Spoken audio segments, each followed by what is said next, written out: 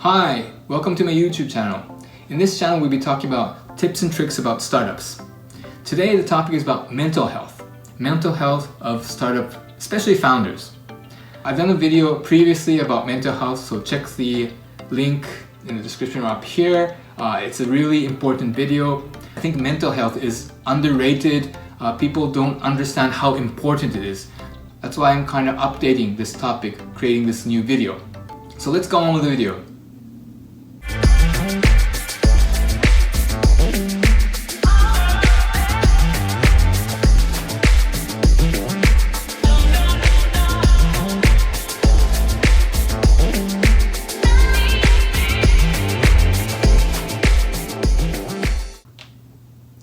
So in the previous video I talked about 5 things that you should do to improve or manage your mental health. And those 5 things were sleep well, absorb sunlight, run, walk, or do some physical activity for 20 minutes to increase your heart rate, eat warm food, and talk to somebody who will listen and respects you.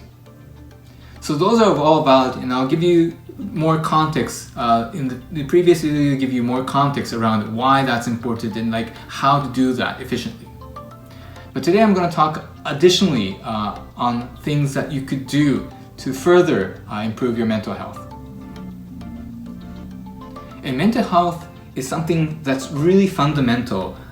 If you are mentally fatigued, you won't make good decisions, you will communicate badly, things will start falling apart. So you need to monitor your mental health. You need to be conscious what kind of state you're in. Of course, like you will be in states that you're a bit stressed out, but there will be a limit where you want to control that stress.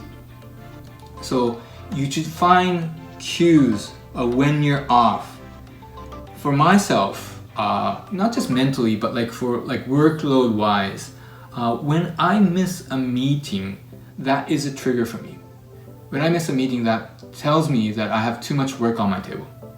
So at that moment, I'll postpone all meetings that are possible. I'll delegate my work to other people, so I just free my work at that point. Because if I ignore that trigger, I will go into a state that things will start to go into a negative spiral. I'll be missing meetings, not just about meetings, but like I have too much work, so my quality of work will get poor. I'll have more questions and need communication more around that. That will reduce more, that will eat up more time. So it will start to go into a negative spiral. So, you want to stop that before it enters to that spiral. So setting triggers are really important. But on top of that, I have a few tips that I want to introduce. So today I'm going to introduce 3 more points that I think are really important. Number 1 is finding a mentor. So I discussed in the previous video of like finding somebody, a friend, maybe family member that you can talk to openly who respect you. But adding to that, like you would like to have some mentor, somebody who knows the way, who's kind of experienced startups or such a situation close to what you're doing, and somebody who could give you guidance on what to do.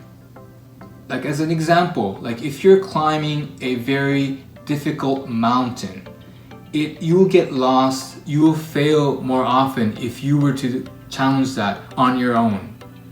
But if you have a guide who's climbed that mountain several times, who's an expert in mountain climbing, the possibilities of succeeding getting to the top would increase tremendously. So you want a guide, you want a mentor who can lead you, who can say, I understand your struggles, but if you do this, it will help you, or like you're almost there. Somebody who will support you mentally. Because often the case, when you're doing something the first time, the anxiety comes from not knowing when it's going to end, not knowing how far it's going to be. So having somebody supporting and providing that sort of information really eases up the stress.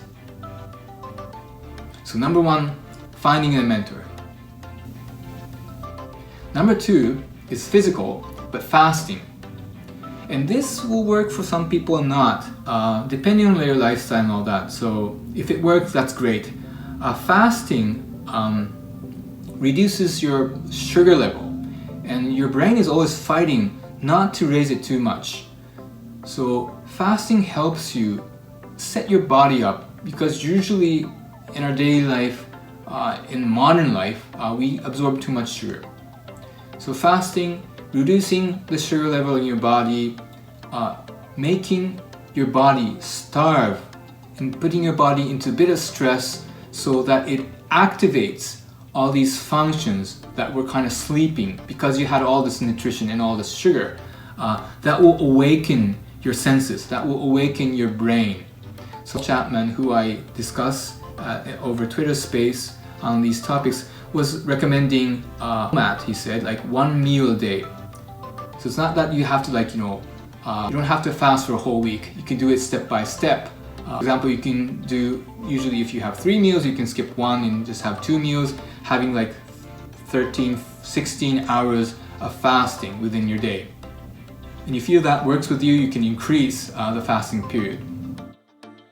The third point is related to our mental, like physical structure, but don't overthink.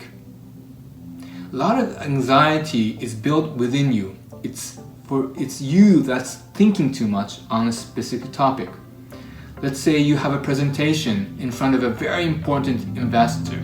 You start thinking, oh, is my presentation good enough? Am I dressed properly? Do I look good enough? That will be convincing. Is my business model ever gonna work?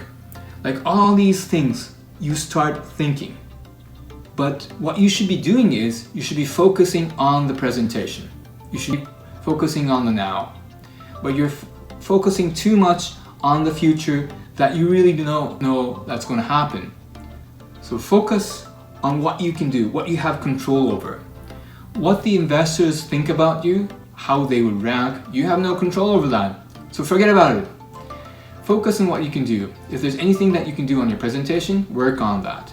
If there's anything that you can do on wearing, work on that. But after that, forget about it. That's the best you can do. And also, you want to use your resources efficiently. If that presentation is really important, maybe you want to use 100% of your resources. But I'm sure there are other things that you need to take care as well. So make sure that you have a cool mind, understand what is priority. Don't get stuck with things that you have no control over. So don't overthink. And lastly, a bonus, sleep. Sleep, of course, is really important. Without sleep, your brain doesn't function as well as it's supposed to. So get sleep. If you're going to make a really, really difficult decision, or you need to figure out something that's really complicated, sleep more extra. Sleep for 16 hours, more longer time. That will refresh your brain, and I'm sure you'll make a better decision on that. So people who are founders of startups or wanting to become founders of startups, really, really important, mental health, monitor your mental health. Don't get stuck, don't ruin your health, your mental health. This will ruin your life, it's not worth it. So please, please, please make sure that you are healthy. I hope this video helped you. If so, please subscribe, like this. I want this video to reach the people who need it, so please subscribe, like this, share it to your friend. I want to support the startup community, so that will be a great help. Thank you. I'll be producing more videos going forward, so till next time, bye.